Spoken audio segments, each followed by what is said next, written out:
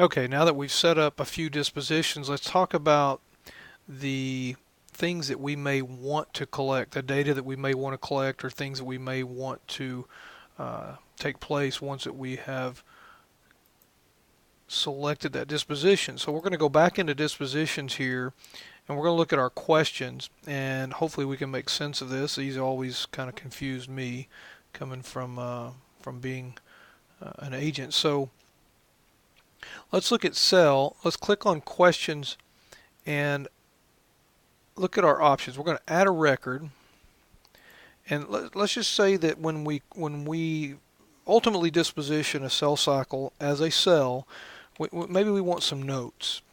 Okay, so we're just going to label this as notes, and this would be a text area.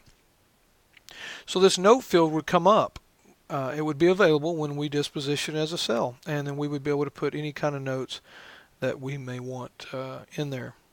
Okay, so that's one example that we could have a question for a particular disposition. Let's go back to dispositions and let's look at pending.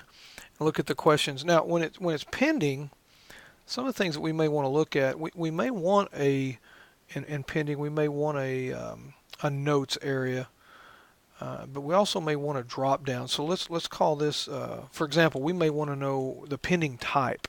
Okay, so let's choose a drop down box. Now the options, the fields that are going to be available in this drop down box. So for example, maybe in our case the pending type is EAP. We've completed an electronic application. We're waiting for the prospective client to complete a signature. Maybe EAP. What would another one be? Voice. We're waiting on a voice signature. We're waiting on a fax to be returned. Maybe snail mail. So these would be available in the drop box. Something else that we might want to add to a disposition question for, say, pending, is we may want to add a notes field as well. So we might want to take some notes in there, and again, that would be a text area. As far as the disposition, another one that we have is submitted. As far as submitted goes, some of the things that you might want, again, you definitely probably want a notes field. So we could, again, put another notes field in here. That's going to be a text area.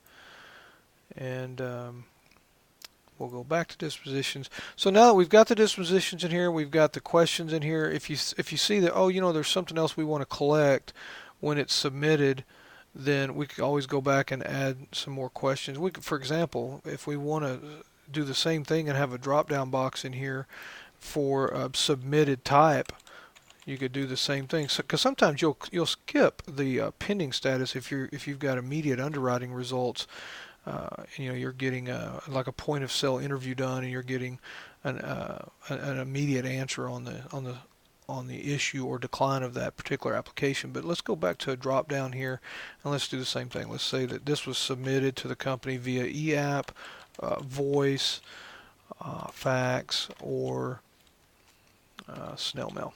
Okay, so we've got those three more common dispositions, and you can create any kind of disposition. Again, these are just the status of whatever cell cycle that you feel is appropriate, and these are based on the cell cycle, so you can be very flexible here, and you can create as many of these as you want, and when you set up your cell cycles later, you'll see how that's done. Okay.